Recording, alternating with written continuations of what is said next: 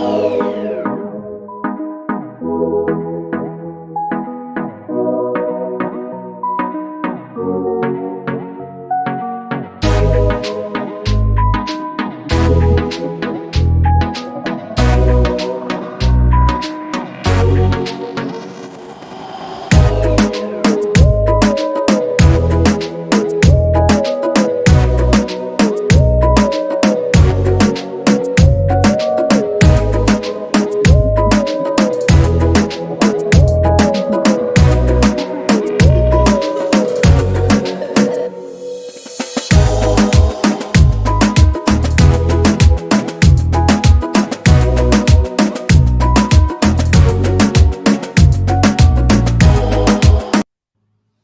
we are. We're back at it, Dano.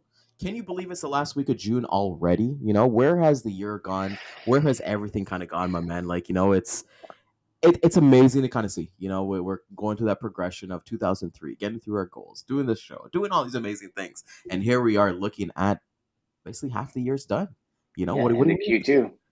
Q2, baby, Q2, and we're going to Q4, Q3, sorry, Q3, Q4. It's amazing kind of see the progression of everything kind of goes, and it's like what we kind of talked about on Friday with Rico, having our guests. You have that choice to make your year, the rest of the year, the best year of your life, or be stagnant and wish for 2024 goals. But with that being said, this is Sales Chatter Live, the logistics podcast where we aim to help 10,000 sales professionals in the logistics space aim for 1 million GP in revenue sales. And it's amazing kind of see. I'm your host, the logistics monk, Ryan Mohamed, aka the man who wears blue on Mondays, with my main man, Dano. What is going on, brother? How was your weekend? It was actually a really good weekend, buddy. Really good. We went and saw the Practically Hip on Friday. I lost my voice. We It was a big day Friday, and then talked all day Friday, and then went to a concert Friday night. And trying to talk at the concert, you don't realize how loud you're yelling. Yes. And woke up Saturday, and I was like, So I've still got, believe it or not, I've still got the remnants. I did nothing on Sunday. It was awesome. I lied by my pool all day yesterday. Well, actually, I did do something. I put the floaty in the pool. I pulled the floaty out of the pool. I made strawberry daiquiris and drank the strawberry daiquiris. So I did a lot. There we go, baby. It's all about that success. But we're talking about a lot of things. So let's hop into today's video and get into this amazing topic to start everybody's week on a great note. Yeah, buddy. To the HPLS podcast. Live, relevant, and high performance information, conversations, and education weekly.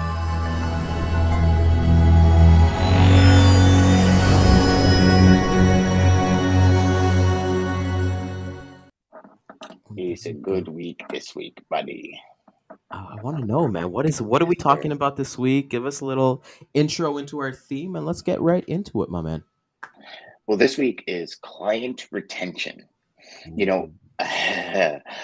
Yeah, because we think about the almost, I guess, would you call it a life cycle? Yeah, let's call it a life cycle of clients, right? Mm-hmm. And you have ones that are months, some that are weeks, some that are one load because it messes up and that's it, they're done. And then you have others that last decades. And the idea of client retention, I don't think a lot of people focus enough attention on client retention. It's like, well, we're servicing the customer, never really focusing on the fact that the customer's needs change. Yes. And if you're still managing a customer today like you were 2 years ago, you're probably doing okay, but you're not in line with their next level. Mm-hmm. And I really think we as sales reps quarterly should be adjusting what we're looking at and how we're serving our client at the highest levels. 100%. And I think, Dan, it's more important now. Like you should have been doing, especially with the market and everything like that.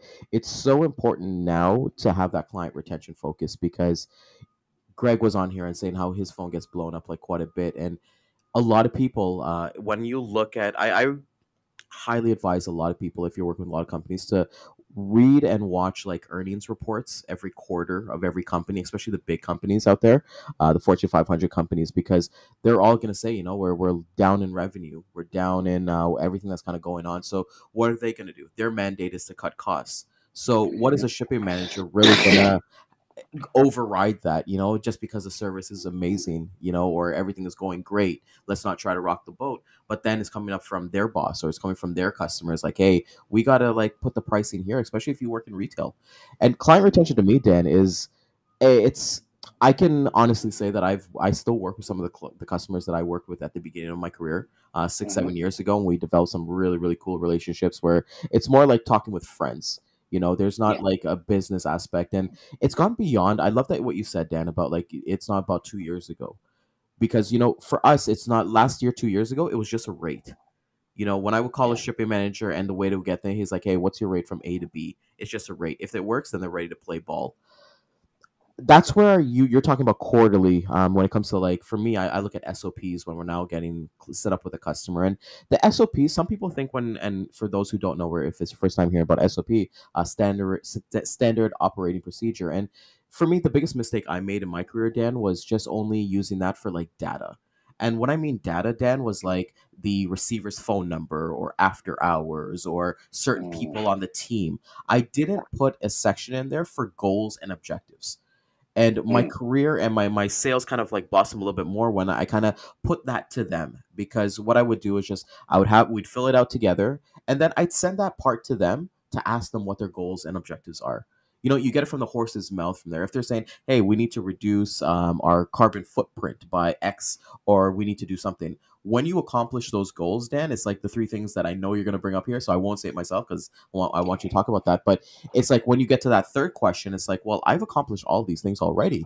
What's next on the docket for us, right? So, Mhm. Dan, client retention. What does that look like for you? I want to say now. Let's not talk about the pandemic. What does that look like for you now? Because for those who don't know, like you still sell. You know, like some people would be Yeah. like, "Hey, you're heavily on on the podcasting, heavy on the sales training, but you still sell, so you still have your finger on the pulse." Mhm. Um, it goes back to pre-pandemic. Like, client retention, in my belief, is not a difficult thing. It's understanding exactly what our customers need, right? And things I'm finding, I mean, during the pandemic, I was still doing client retention, but I was doing it more on, okay, like, what's happening now, as opposed to what are you looking for, like what's happening. Okay, well, my US division just put, 600,000 more square feet. Okay, so what does that mean for the Canadian division, or what does that mean for the freight that I'm running, or what does that mean for this pocket of business that I'm doing? Mhm. Nothing right now, because I mean, most of my customers, the pocket of business, the 5% they do in Canada equate, they're focusing on the 95%, but I'm following suit during that. And now what's happening is it's coming back out more towards I'm finding anyways, the long-term goals. Okay, for this year, this is the goal. Mhm. And it's every quarter, the goal. How does everything you do stay in line with their goals? Yeah. Right? All the way to invoicing and everything. Like, you know what, guys, we got to reduce manpower in our office. Okay, how can I make sure my invoice is on point so it doesn't chew up more of your man hours? Do you want to do email invoicing over paper invoicing? Do you want me to send it? Do you want me to batch it together and send it every week as opposed to every day? Like, how can you, as a sales rep, manage to help them outside? Okay, well, why don't I take away this from you? Why don't I take away that from you and then just give you a report every week? If you're overwhelmed because you don't have enough employees, why don't I take away the KPIs for deliveries, and Mhm. everything I deliver, I'll just send you a report with dates, times, and who signed for it at the end of every week before your performance report. And then it allows them to take time off their plate. Like, it's not just all the necessary. Well, I guess in the end, it could be reducing costs, but there's companies out there that are having a hell of a time finding good people to come to work, Yes. Yeah. right? And if that's a challenge for your customer, how are you? going to help fix that? And I know a lot of people say, "Oh, I can't, Dan," but you can, because you can make arrangements. Okay, so would we rather pick up in the evening or afternoon when you have a full second shift? Your first shift is the one that's suffering. Your second shift's not. You know, we have a mutual friend who's one of their clients' big problem was he noticed the volume started plummeting off the face of the earth, and he called him up and said, like, you know, calls me one day and says, "Do you have a second?" I said, "Yeah." He says, "Like, I've been doing everything." I said, "So you got to call them. You got to find out what's going on." Realizes they can't find pallets anywhere. Yeah. Nothing to do with what he's done. They just can't find the product to ship the stuff to ship their products on. So he spent a day, found a company, connected it with the company. They started buying pallets from them and started shipping again. But if you just kind of move on with your day, you're missing those big opportunities. And Ryan, it's no secret, I don't think, for anyone watching or listening that's been listening to us for a while. It's, what are you doing right? What are you doing wrong? What can you improve on? Those are your three questions to ask your customer. I would say a minimum every quarter. Yeah. And then you mentioned a very big one, the fourth one, which is, how does all of this align with your goals? What has changed? Has anything changed? Has anything been modified? Because you and I both know we've been in this game for more than a year, and if you're talking to your customers, the thing is, they'll be on one track, and literally a week later they'll have a meeting, and that's on the back burner. Yeah. Right? Like, how many times have we been so close to getting a customer, and then you get the phone call and you're like, "Hey, listen, we're gonna have to put this on the back burner for a bit. I got a project I got to work on." Yep. Yep.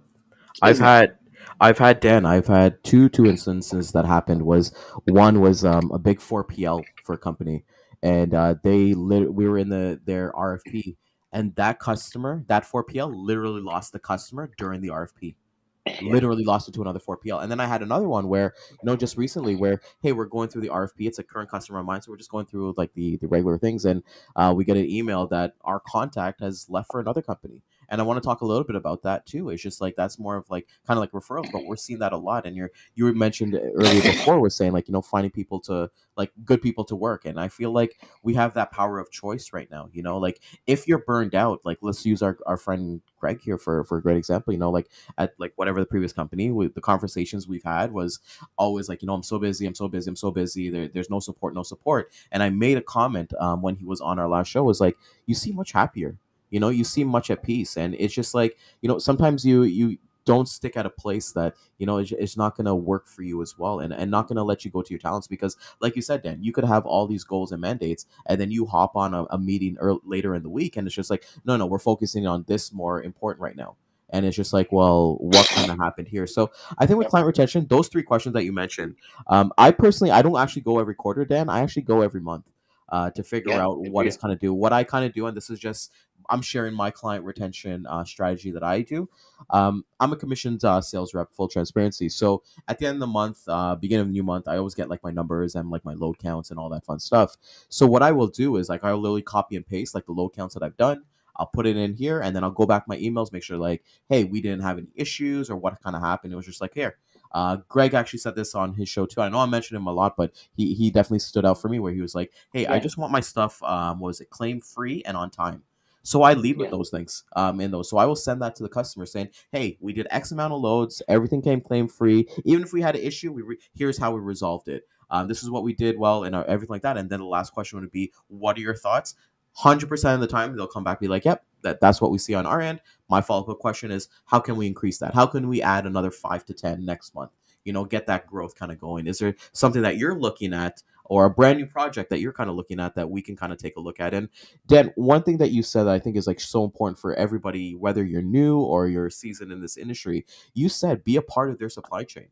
Being a part of their yeah, supply chain means that, hey, if he's busy or she's busy booking it with these like loads that keep getting rejected, you know how RFPs goes, right? You do the RFP mid-year, it's gone, it's paper rates, because everyone's just rejecting them. Either the rates are way too low or something like that. But it's just like, okay, well, if I can, and it kind of gets into one of your other strategies, when it's like, if I can take care of this portion for you, right? Can I just have this portion? Let me hmm run with it. Give me the ball. Let me run with it. And then we'll reconvene at the end of the month and then see what else kind of happens. So it's kind of coming to your strategy. Like, if I do this, will you do that kind of Yeah. mentality as well? Yep.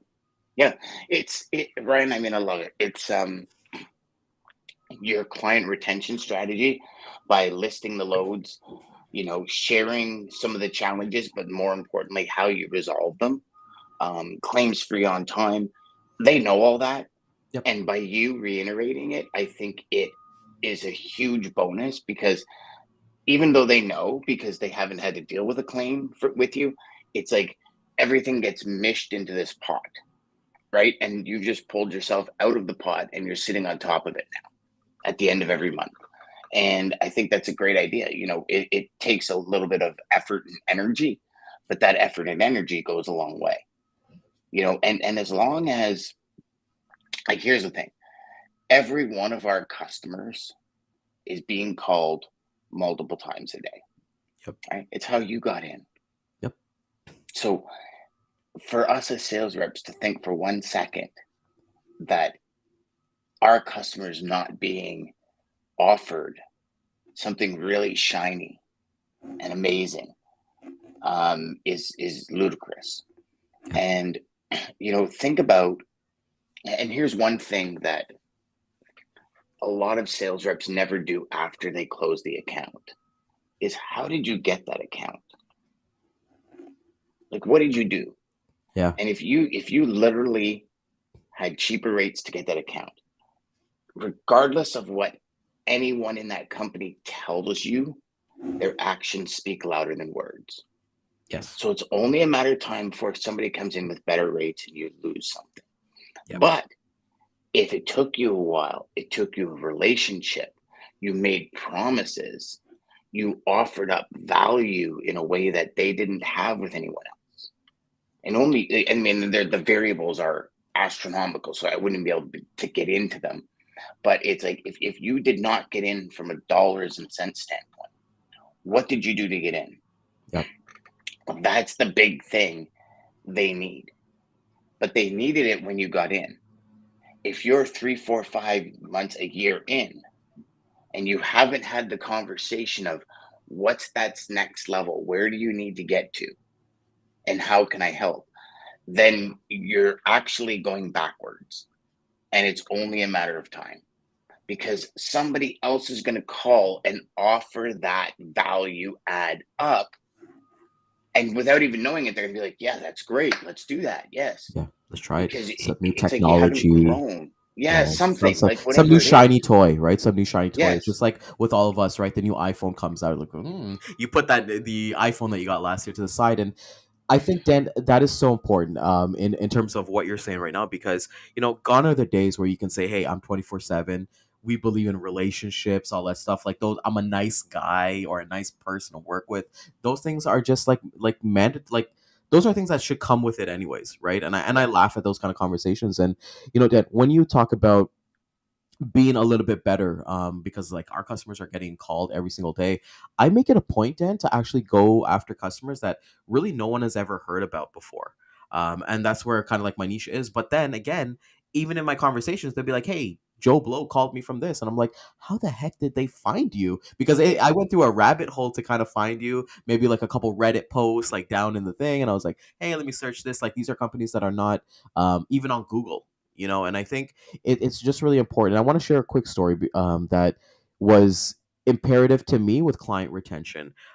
So right now, as we kind of know, like, markets down, whatever it is, it's whatever it is, right? So I feel like our incumbents, like the people that we're kind of going up against, the carriers, the brokers, the 3PLs, whatever, they're going lower because they're seeing that the rates are just not there. So they'll do anything to kind of not play nice. I always felt like there was kind of like a sense of honor or a sense of code or something like that. But one of my favorite customers that I work with, he awarded us some new lanes. And we started moving them. We're killing it. We're killing it with those. And then they just up and canceled them like 2 days before pickup. Reached out, had this big meeting and everything like that. And what we found out was that one of the carriers, and for full transparency, we don't post our loads on load boards. We're strictly relationships, even though I just said, like, don't sell that, but we don't go on the load board. I haven't used the load board in forever. Anyways, one of the carriers that they currently use called and complained about us. and said that, oh, how we're calling them for carriers. Here's the true story though, Dan.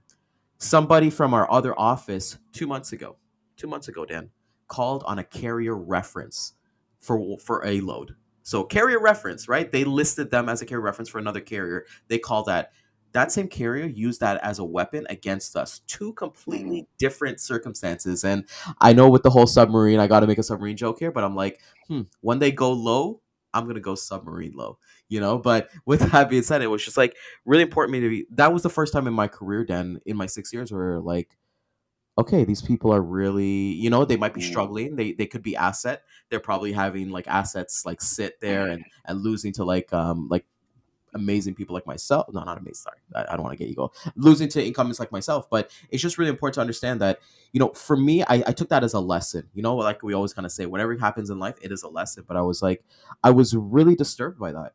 To use mm. that as like a weapon or use that against us. So I want to share that because that for me was like once we laid it out on the cards, because I told my customer, I was like, look, leave this with me.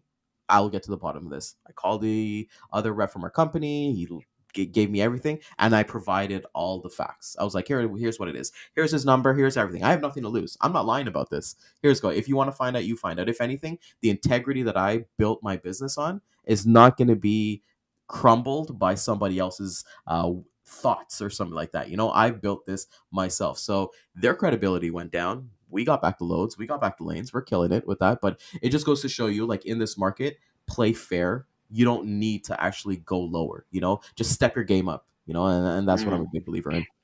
So can we stay on this for a minute? Yeah, let's do it. Okay. So I'll give you my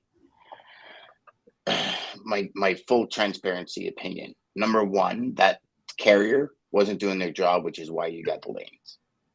Whatever they had agreed to, or whatever the value add that they brought to the table was no longer valid. That's why you got the lanes. If a customer were to give you that freight and cancel because of something like that without having a conversation with you first, be very careful of that customer in the future. Mhm.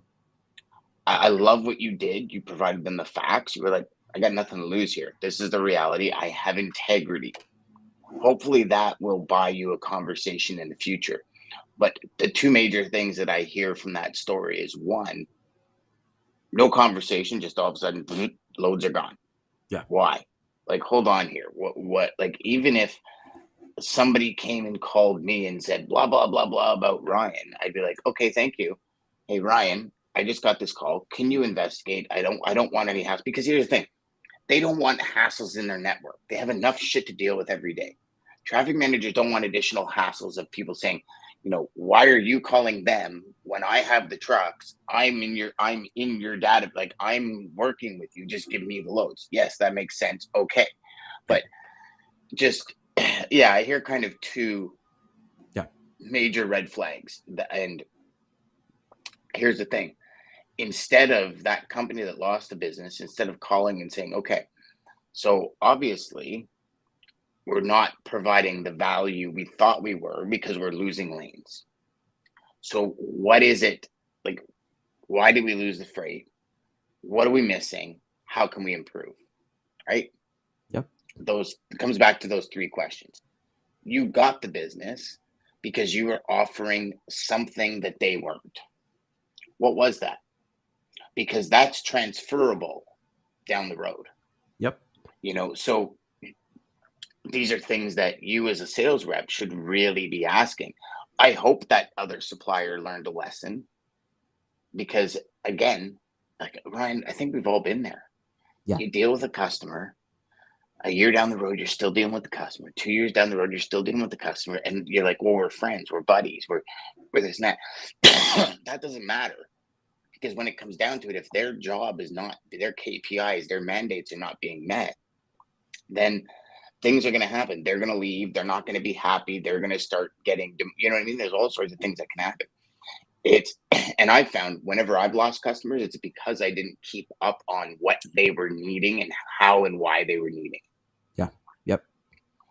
And You it's, know, it's involvement, right? And I think that's what everyone kind of said. And for what it's worth, for everyone who's watching here, even if you're in here for a couple months, this information is so important to you because these are going to be like the first. Let's call it spade a spade. When you get into the industry, there's going to be that first account that you get, and then you really not necessarily milk it, but you give everything all because like you want to see some success. Like all those 100-day phone calls, all those emails, all this stuff. It's rewarded it's worked up to this point. So like I think like what even with the client retention, what we're talking about here is, you know, go more, right? And like we said, like don't assume, like, and I think everybody always talks about you're only as good as your last load. I agree with that to a certain point, but not in a negative connotation where like, what, if I mess up, oh my God, they're gonna take this away from me because I don't want to be stressed out at night that hey, I made one mistake out of the 200 that I've killed and I've made amazing to be like that. But understand, like, what, like understand that point of view too, because like they could be your friend, or are they going to be somebody who you grow with, right? Or they're going to be both, right? And here's the thing too, Dan. I always relate this to anybody who works in any industry at all, anything at all. Like let's say you work in retail or you work in anything like that. You're best friends with all your coworkers when you're working there. And then when you decide to leave or one of them leaves, they're like, yeah, man, we're going to hang out. You have that one or two times that you hang we're gonna out. stay in touch. Yeah, we're gonna stay in touch, blah blah blah. We're gonna be Facebook friends, and all that stuff. But it's just like it doesn't. That's the natural progression of life. Like everybody Yeah. evolves, so understand that mandates and stuff like that. Like you were talking about, Dan. If you're not providing the value that you were supposed to do, technology is out there. Technology is out there. Different things are out there. Like look, let's call it spade a spade. If you're not using the tracking software now, you're so far behind the eight ball. Doing those tracking, those check calls, and things like that. Those things are outdated, right? So it's just like everyone's using the EDIs and using different things like that. So become something that you can actually provide value on. And one last story before we kind of get your thoughts was like I loved when you said, remember why you got in, right? And it's so transferable to relationships. Like a lot of us, we date, we date, we get married, and then we kind of get into past that honeymoon stage or something like that. But it's just like It becomes routine. Exactly. There we go. I used to be of the belief that you're only as good as your last load. I used to believe that wholeheartedly. And then I realized when you qualify based on personality, you're as good as your correction. And what I mean by that, and I could probably learn to phrase that a little better. That's going to be my little tool that I'm going to use on that today. Is if you qualify properly and you get in with a customer and you do 10 loads and one messes up, what are you doing to correct it? And you're only as good as that because that's where you learn. So you're only as good as you learn and as you improve yourself to help your customers be better. Greg said the one thing that popped out of me with Greg was, says, how are you going to make me a better company?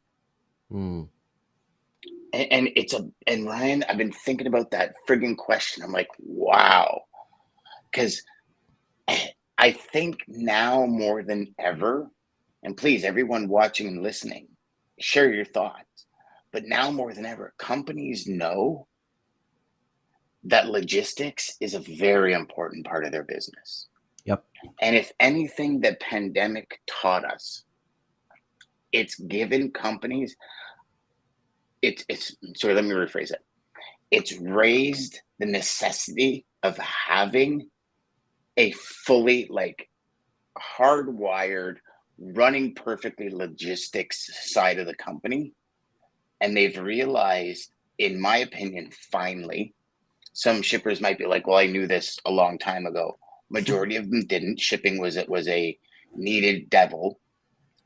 Realize the integration and working properly with somebody that really cares about what you need to accomplish is where your logistics department should be.